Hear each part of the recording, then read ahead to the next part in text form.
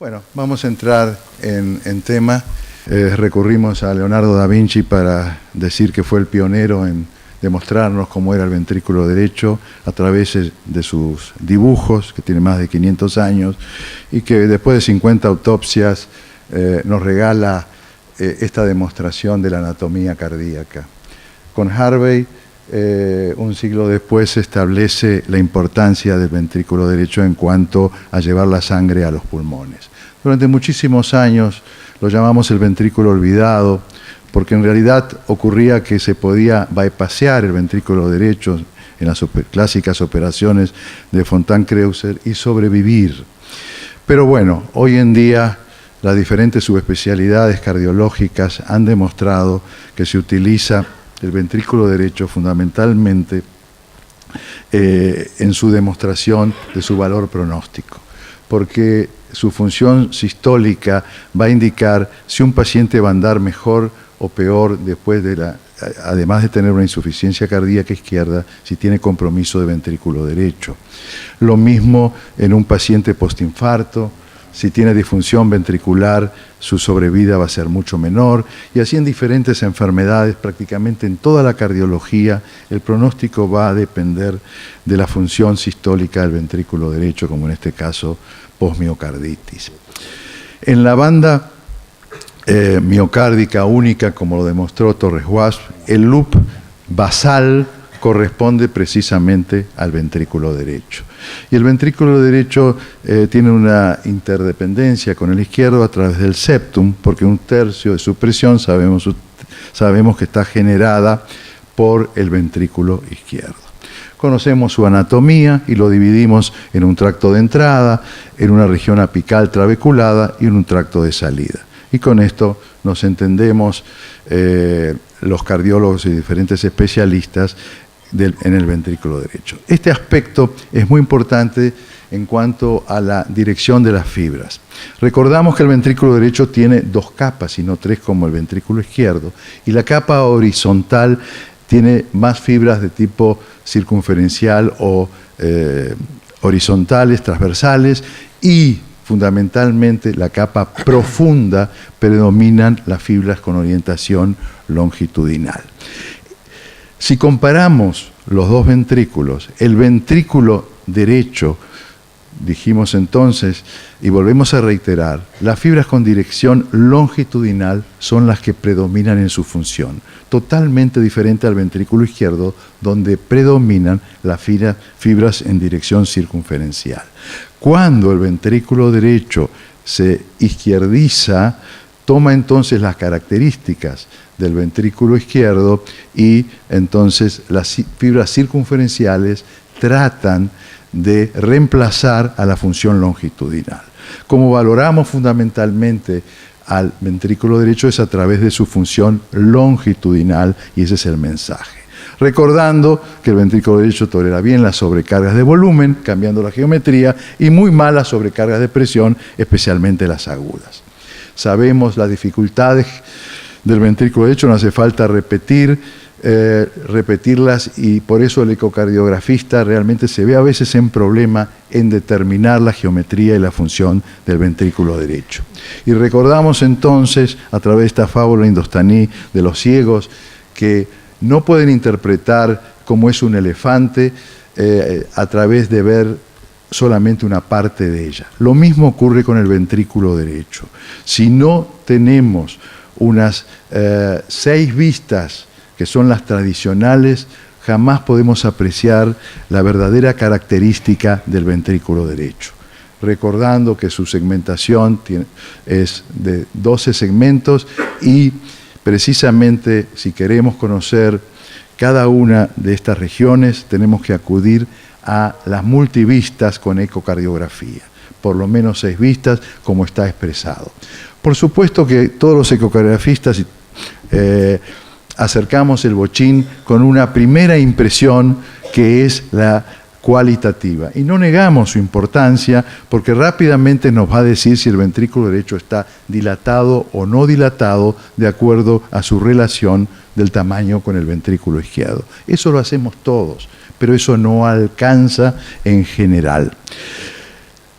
Cuando vemos un ventrículo dilatado empezamos a pensar en múltiples patologías y podemos acercar un poquito más el bochín si pensamos que puede haber una sobrecarga de volumen cuando vemos que la función miocárdica está normal o está exagerada, el ventrículo se contrae bien en las sobrecargas de volumen, en las sobrecargas de presión se contrae mal y las miocardiopatías, en las cardiopatías isquémicas no hay contracción entonces de alguno de los segmentos del ventrículo.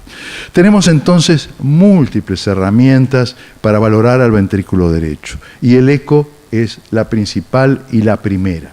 No negamos, el gold standard, la resonancia, el TAC juegan un papel importante como vamos a ver al final, pero nunca dejamos de hacer un ecocardiograma y si sabemos aprovechar toda la información que nos da, vamos a requerir pocas veces de imágenes alternativas y vamos a ver cuándo es necesario. Pero el ventrículo derecho realmente es un rompecabezas en el cual tenemos una cantidad de herramientas y todas estas piezas tienen que integrarse para tener una impresión del ventrículo derecho. No alcanza una sola herramienta, ninguna es perfecta y perdemos tanto tiempo cuando valoramos el ventrículo derecho en general, cuando tenemos que tener diferentes medidas, diferentes aproximaciones a través del modo M, el 2D, el Doppler espectral y las nuevas técnicas que, bueno, siempre las usamos. No todos tienen 3D, que tal vez podría reemplazar a muchas de ellas, pero en general recurrimos a todas y nos tarda muchas veces 40 minutos, una hora en valorar bien a un ventrículo derecho patológico. Bueno, las medidas se pueden leer en las guías, es importante tener los propios valores y estamos por hacer un trabajo en ECOSIAC regional para conocer las medidas en Latinoamérica normales del ventrículo derecho. Por supuesto, las guías del Dr. Lang los han ilustrado, han reemplazado a las del 2010, en el 2015 ustedes pueden leerla en español, en ECOSIAC están todas las medidas, no es el momento de reemplazarlas, pero les voy a contar un poco nuestros pacientes, en el lugar que trabajo yo, tienen estos valores en promedio normal, el TAPSE, como ven, es bastante más alto de lo que uno pudiera pensar como valor umbral.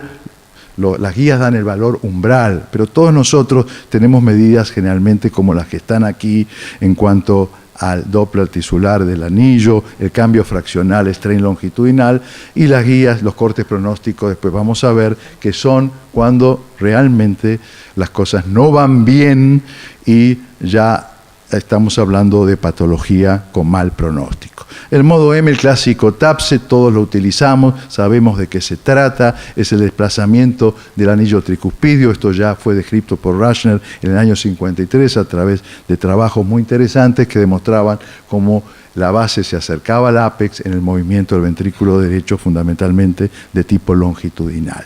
Las medidas del TAPSE con trabajos clásicos de Samjit Kaur del año 84 que demuestran la correlación que existe entre fracción de eyección medida por angiografía radionucleótida y el TAPSE, que era muy buena, y desde ese entonces se utiliza de rutina diciendo que los valores normales eran alrededor de 15, pero en realidad utilizó una fracción de eyección mucho más baja de la que consideramos normal, utilizó 40%.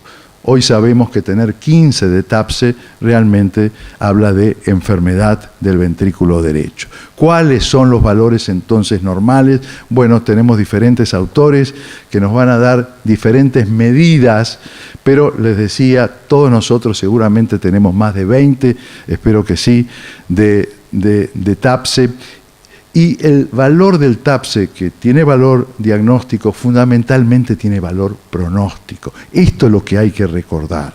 El valor pronóstico del TAPSE menos de 14 en miocardiopatías dilatadas habla de un predictor de muerte y de trasplante. Y un valor del TAPSE menos de 18, 17, más bajo en hipertensión pulmonar aumenta muchísimo la mortalidad.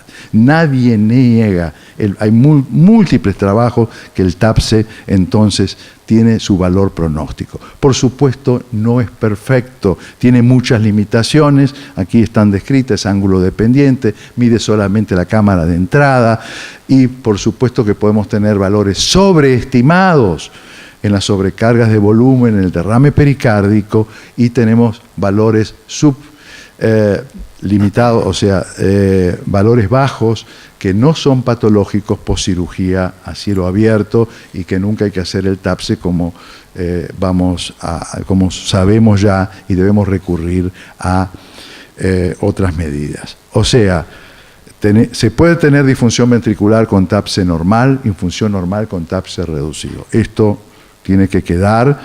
Viejas medidas que seguimos utilizando muchas veces, el modo M, ver la contracción de la pared anterior, ver el engrosamiento, es muy fácil de medirlo, la fracción de acortamiento en modo M, el modo 2D, esto parece ser antiguo, pero podemos utilizarlo y existen valores umbrales en cuanto a que la función está normal o no. Por supuesto, el cambio fraccional, el FAC, es lo que utilizamos todos los días. No es difícil medirlo, es la variación del área entre sístole y diástole. Esto es una medida que recomendamos a todos y que por ejemplo, en postcirugía el TAPSE nos va a dar 10, 15 y la fracción de acortamiento va a ser absolutamente normal y nos quedamos tranquilos que no es una disfunción postquirúrgica, sino es una alteración de la geometría, posiblemente... Bueno, hay muchas razones, pero una de ellas es que el pericardio no se desliza, entonces el anillo excursiona menos, bueno, y alteraciones geométricas cuando se abre el pericardio que hace que el TAPSE esté en valores bajos y uno piense que hay disfunción postquirúrgica y con el área fraccional se queda tranquilo si no puede hacer un 3D, por ejemplo. El valor normal, según las guías, ya lo conocemos. Tiene sus limitaciones, todo método tiene sus limitaciones y sus ventajas y, por supuesto, la calidad de la imagen es importante, a veces no se puede alinear bien todo el ventrículo derecho, también hay que saber cómo hacerlo, las guías nos dicen muy bien cómo hay que poner en la pantalla el ventrículo derecho, cómo hay que mover el transductor para ver y dedicarnos a mirar al ventrículo derecho. No es un 4 cavidades común, sino es una mirada al ventrículo derecho. Por supuesto podemos seguir con estudios y el Doppler tisular es una gran medida. También nos va a hablar de cómo está funcionando las fibras longitudinales, no tanto el desplazamiento, sino en este caso la velocidad de desplazamiento. Y existen cifras umbrales, de los cuales en las nuevas guías están un poquito más bajas, y habla de 9.5 centímetros sobre segundo como valor límite umbral de patología. Existe correlación entre el TAPSE y la velocidad, perfectamente con una R muy buena, y nosotros podemos hacer, a través de una buena captura, primero alinear el ventrículo derecho, después poner el TDI, el color, y a partir de ahí podemos hacer velocidades y también hacer desplazamientos. O sea, podemos hacer con tissue tracking un TAPSE prácticamente automático. Teniendo el Doppler tisular, medimos los tiempos de contracción y relajación isovolumétrica, y eso todo ecocardiografista debe saber esto, que es el ABC del análisis del ventrículo derecho. El tiempo de contracción y de relajación isovolumétrica del ventrículo derecho son muy bajos, casi no existen, son 0, son 20, 30, 40 milisegundos como mucho. Entonces cualquier aumento en el tiempo de relajación isovolumétrica nos va a hablar de que existe hipertensión pulmonar. Y si no hay tiempo de relajación isovolumétrica, es difícil que haya hipertensión pulmonar. Esto tiene sus ventajas, se puede hacer offline, online, y permite estimar el diagnóstico de disfunción, a veces es difícil saber el grado de severidad, y tiene bastante buena correlación con el 3D. Pero por supuesto las limitaciones también existen, siempre estamos midiendo lo mismo, función longitudinal, que si bien es la más importante, no es el total del ventrículo derecho, y está influenciado por movimientos de arrastre, traslación y rotación, con lo cual hay que saber, hay pequeños trucos, no hacerlo mientras el paciente tiene inspiraciones profundas. Bueno, todo eso en el laboratorio de ecocardiografía se aprende, pero en los detalles está el obtener buenos o malos resultados. Y como siempre, todo es carga dependiente. Existen muy pocos elementos que no lo sean. El TEI tiene su función, tiene su lugar, en medir la función sistodiastólica, está discutido, pero la solemos hacer, y un TEI prolongado a través del tiempo de relajación que está muy prolongado y el tiempo sistólico que está bajo, nos va a dar un TEI que va a ser mayor de 0.5, por ejemplo con Doppler tisular. No lo hacemos con Doppler espectral, sino con Doppler tisular, que es muy fácil hacer, y un TEI normal y un TEI prolongado nos dividen las aguas entre patología o no del ventrículo derecho. Las limitaciones, como siempre, no todos creen en este valor, siempre es carga dependiente, y evalúa la función global. No sabemos si es sistólica, si es diastólica, y lo importante es que tiene un periodo de pseudonormalidad, porque cuando aumenta mucho la presión en la aurícula derecha, ya la válvula tricuspidia se va a abrir antes, entonces el tiempo de relajación se va a empezar a cortar y hay un tiempo de pseudonormalidad. Hay que tener en cuenta esto cuando se hace el TEI, la pseudonormalidad que existe en los periodos más avanzados. ¿Qué utilizamos en la clínica diaria, en nuestro laboratorio, de todo esto que les expliqué? Pues usamos todo. Usamos todo porque evidentemente suma y porque nada es perfecto, todo tiene sus limitaciones, ¿no es cierto?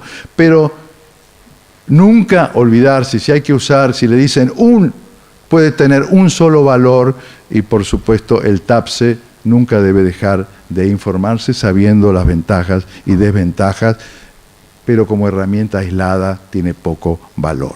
El strain entró ya hace más de 10 años en nuestro laboratorio, lo utilizamos también. El strain de ventrículo derecho no existe en un software adecuado, engañamos a la máquina con el de ventrículo izquierdo, se puede hacer los 6 segmentos, nosotros no hacemos los 6 segmentos, el septum sabemos que está compartido, nos da valores generalmente más bajos, y entonces, luego de tener una muy buena imagen de ventrículo derecho, con un Q-análisis o con el AFI, trazamos la pared lateral del ventrículo derecho y nos va a dar entonces los 3 segmentos, que sacamos un promedio, es mucho más alto que el ventrículo izquierdo, no tiene tanto un gradiente entre base y punta como tiene el ventrículo izquierdo, muchas veces los 3 segmentos son iguales, a veces está más alto en la punta, a veces está más alto en la base, pero los valores son mucho más altos. Este es un strain totalmente patológico, lo ven ustedes, ya sabíamos que lo es, pero bueno, en el seguimiento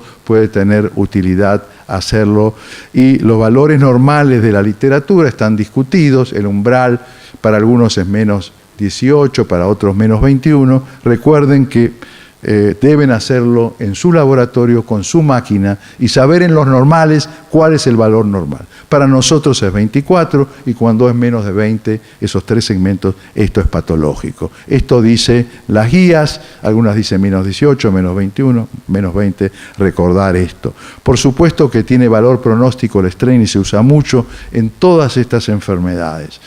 Realmente hoy lo hacemos de rutina cuando queremos evaluar ventrículo derecho y por supuesto tiene sus limitaciones. Buena calidad de imágenes, es una zona más delgada, por supuesto no se puede realizar un Bulay,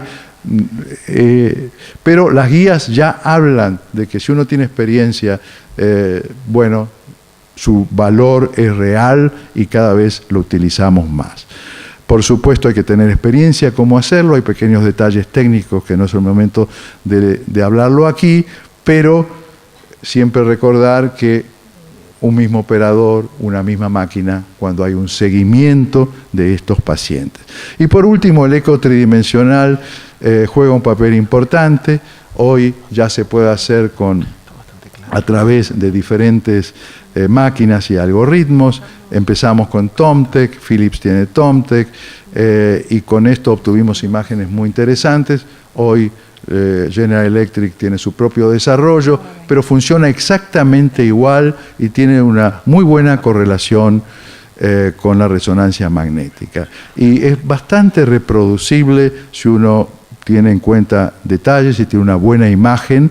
Entonces, valores normales ya tenemos, lo vemos en isquemias agudas, en hipertensiones pulmonares como está disminuido, como en sobrecargas de volumen está aumentado. Así que hoy se puede hacer de rutina un 3D de ventrículo derecho con una muy buena correlación entre los volúmenes que obtenemos nosotros, la fracción de eyección y la resonancia magnética. La resonancia magnética indudablemente es el patrón oro, y lo que mejor correlaciona es la fracción de eyección. El TAPSE no correlaciona tan bien, el strain bastante bien, y aquí está la tabla del trabajo, cualquier trabajo que vamos a mencionar acá, y el nombre que vamos a repetir muchas veces, y es un honor tenerlo cerca, es del Dr. Lang. La resonancia es el gold standard, alta reproducibilidad. Por supuesto, no todos disponen, consume tiempo, tiene ciertas dificultades, hay que tener experiencia también. Todo es operador dependiente, nada se hace solo. La tomografía computada juega un papel importantísimo también, especialmente cuando se quiere determinar la arteria pulmonar y todo lo que es el árbol pulmonar. Por supuesto, las limitaciones también existen, riesgo de radiación, beta bloqueantes, pero hay que tenerlo en cuenta. Y aquí, en estas técnicas, no existe mala ventana. O sea, cuando no vemos bien el ventrículo derecho con ecocardiografía y todavía ocurre más veces de la que quisiéramos, tenemos que recurrir a estas técnicas alternativas que nos ayudan, y mucho. Nos ayudan fundamentalmente en estos casos donde dan información la TAC del árbol vascular, de las coronarias, de la aorta, y bueno, el triple rule out, como saben ustedes, es importante. Y fundamentalmente mayor exactitud de la fracción de eyección y de los volúmenes con la resonancia y con cualquier método, y la posibilidad de ver imágenes de muy claramente en las displasias, los aneurismas, etcétera. Bueno, ayuda, indudablemente ayuda. Se puede hacer strain. Nosotros aprendimos con el strain, con el tagging, y resulta que lo superamos y ahora nos quieren emular con el feature tracking. Se puede hacer strain muy similar al ventrículo derecho con la resonancia, con valores muy parecidos, y esto se llama feature tracking.